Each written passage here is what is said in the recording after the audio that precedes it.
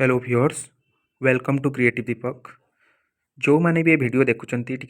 दयाकोरी शेष पर्यंत देखिए और आपणकर मतामत देवे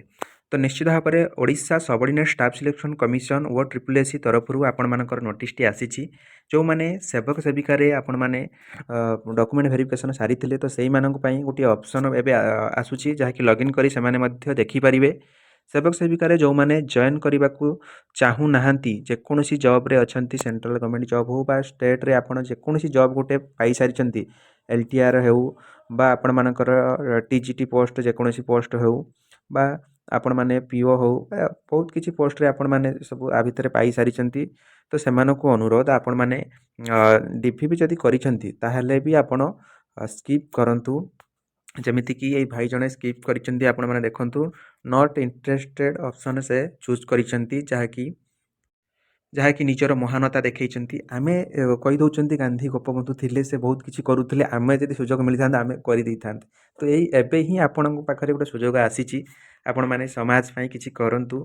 गोटे परिवार किसी करूँ निश्चित भाव में आपण मैंने निश्चित भाव में यहाँ आपण फल हो निश्चित भाव में फेरिकी आसो आगामी दिन में बहुत आगक जी आपण मैंने जहाँ भी चाहिए सफलतार शीर्ष ही पहुँची पारे तो निश्चित अनुरोध करी भिडियो को शेष पर्यंत देखूँ और आपण मानकर मतामत दिंतु तो भिडियोटी मोर टू मोर शेयर करूँ एवं जदि पसंद आसुव लाइक करूँ निश्चित भाव में मुझे कहवाक चाहे ये जड़े भाई देखूँ चंदन साहू जी कि आपण मैंने देखुवे 25/3/2026 राति 9:42 से निजे सबमिशन करिसेंती जहाँकि नॉट इंटरेस्ट फॉर सेवक सेविका जानीपारुंट से निजे रिजन हूँ I already selected in another job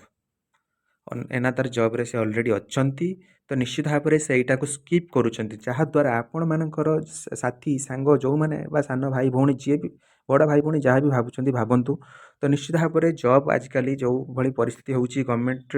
post बाहर डिले होची वर्षे 2 वर्ष 3 वर्ष पर्यंत पिला अपेक्षा करा पड़ुची तो पिला बयस बढ़ुची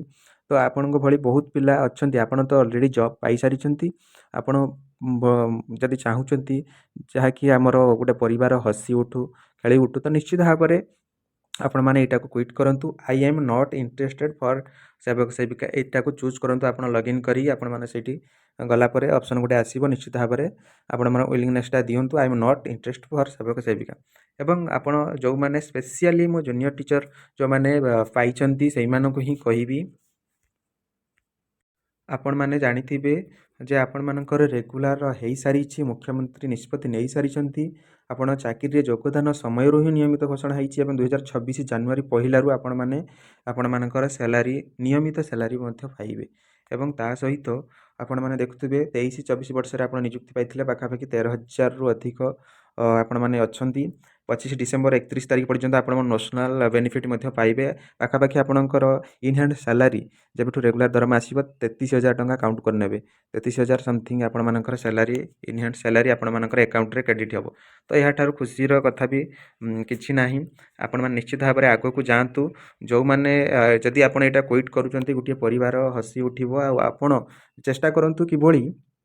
जे जूनियर टीचर अच्छा आपण मैंने टीजीटी पोस्ट पर आगामी दिन में कि टीजीटी बीजीटी पोस्ट पर आग को जापारे ओईएस एप्लाय करके आपण मैंने ऑफिसर रैंक को जावाई चेष्टा करूँ सेम रैंक रही पिलामानंकु जदि आम गोटे जॉब छाड़ीदबा ताले निश्चित भाव में आपण आग को जी भगवान आपणकर सहायक हेबे आपण परिवार आग को सफलता आपणकर सफलता पाई जो आपण मैंने त्याग पाई निश्चित भाव में आपण मैंने आग को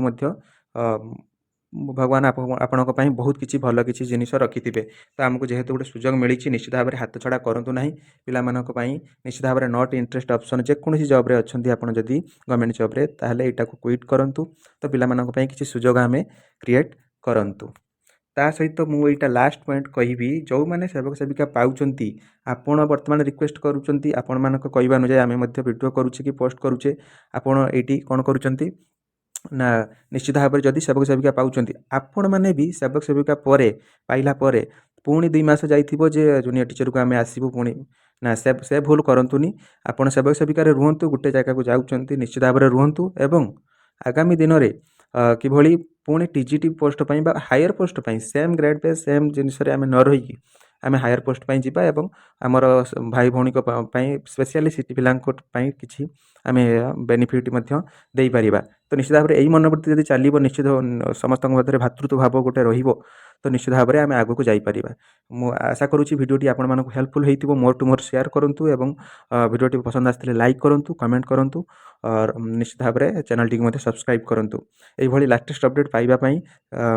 ଆପଣ ଚ୍ୟାନେଲଟିକୁ ସବସ୍କ୍ରାଇବ୍ କରନ୍ତୁ। Thank you for watching. ଜୟ ଜଗନ୍ନାଥ, ବନ୍ଦେ ମାତରମ୍।